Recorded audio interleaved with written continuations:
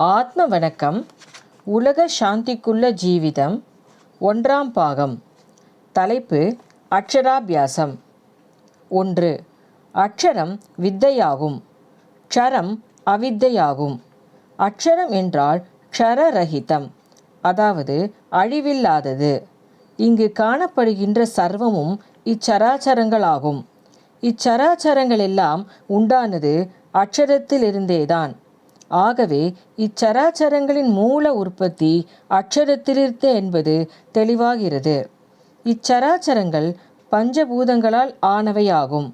காணப்படுகின்ற பஞ்சபூதங்களான சராச்சரங்களுக்கு அதீதமானது, அதாவது மேலானது அக்ஷரம்.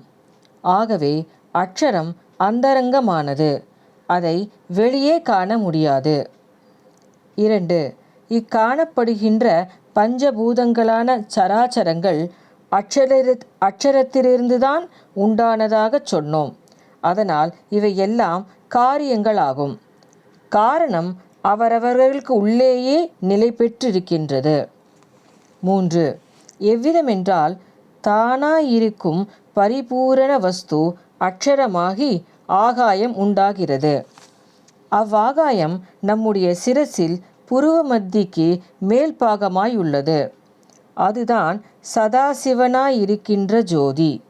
அதிலிருந்து கீழ்ப்பாகமாய் புருவ மத்தி வரை சிவனான ஜீவசக்தியான வாயுவும், அதிலிருந்து கீழ்ப்பாகமாய் நாசி வரை ருத்திரனாய் பிரகாசித்து கொண்டிருக்கின்ற தேஜசான அக்னியும், அதிலிருந்து நாசி நுனி வரை ஜலாம்சமாய் விஷ்ணுவாய் இருக்கின்ற மனமும் அப்புவும், அதிலிருந்து கீழ்ப்பாகமாய் கட்டியாயும் உரைப்பாயும் திடமாய் பிரம்மாவாயும் இருக்கின்ற அகங்காரமான பிருத்திவியும் உண்டாயிருக்கின்றன.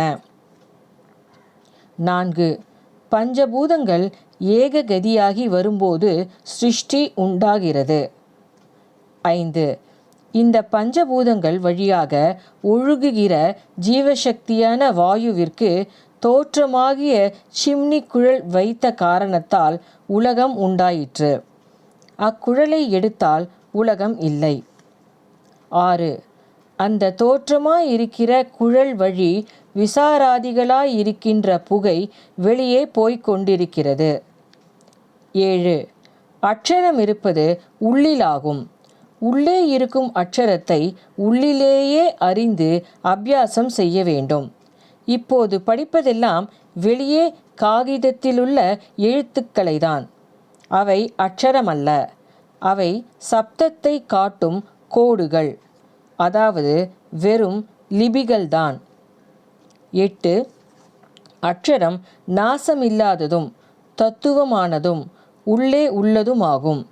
அதனால் அக்ஷரமாய் அழிவற்றதாயிருக்கின்ற வஸ்துவை, அதாவது ஜீவனை அபியசித்தால் மட்டுமே தாதுவிற்கு உணர்வு வந்து பொருள் கிடைக்கும். 9. அந்தரங்கமாய் தத்துவமாய் யதார்த்தமாய் அகமாய் இருப்பது வித்தையாகிய அக்ஷரம். அதற்கு எதிராய் பகிரங்கமாய் அத்தத்துவமாய் யதார்த்தமில்லாததாய் அசத்தியமாய் வெளியாய், அதாவது புறமாக இருப்பது அவித்தியாய் இருக்கின்ற க்ஷரம்.